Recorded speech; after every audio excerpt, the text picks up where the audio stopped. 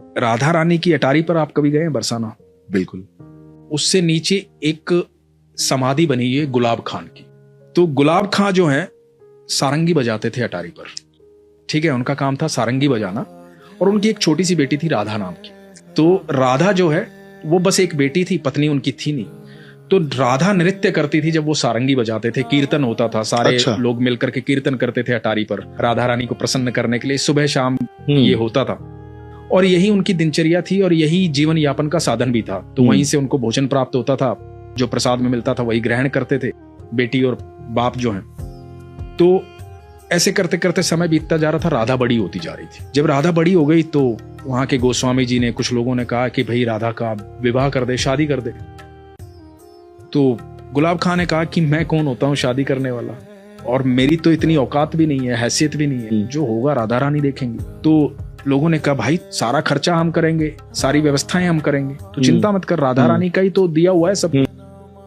तो एक लड़का देखा गया और राधा की शादी कर दी गई। अब जब राधा की शादी हो गई तो गुलाब खां से ये जो वियोग था ना, ये सहन नहीं हुआ। अब जो बेटी सुबह शाम उसके साथ रहती थी, सारंगी बजाता था, नृत्य करती थी, हर समय बाबा बाबा बाबा बाबा, वो सुन नहीं पा रहा था, वो बाबा बाबा रोता रहता था उसकी याद में। लोगों ने बहुत समझाया कि बेटी पराया धन होती है। उसका विवाह हो गया, वो चली गई, सारंगी बजाना छोड़ दिया, सारा दिन राधा राधा करता रहता था। एक दिन हुआ क्या कि गुलाब खां दिखाई नहीं दिया किसी को। खूब तलाश किया, गुलाब खां कहीं नहीं मिला। तो लोगों को लगा कि बेटी के वियोग में आ गया था, दुखी हो गया था, हो सकता है बैकुंठ धाम चला गया हो, उम्र भी हो गई थी उसकी। तो लोगों ने एक समाधि बनवा दी गुलाब खां की याद में बरसाना में। एक दिन गोस्वामी जी अटारी से नीचे आ रहे थे, महल से नीचे आ रहे थे, राधा रानी के महल से। तो गोस्वामी जी को आवाज सुनाई दी पीछे से कि गोस्वामी जी राधे राधे। पीछे मुड़ के देखा तो गुलाब खां खड़ा हुआ था।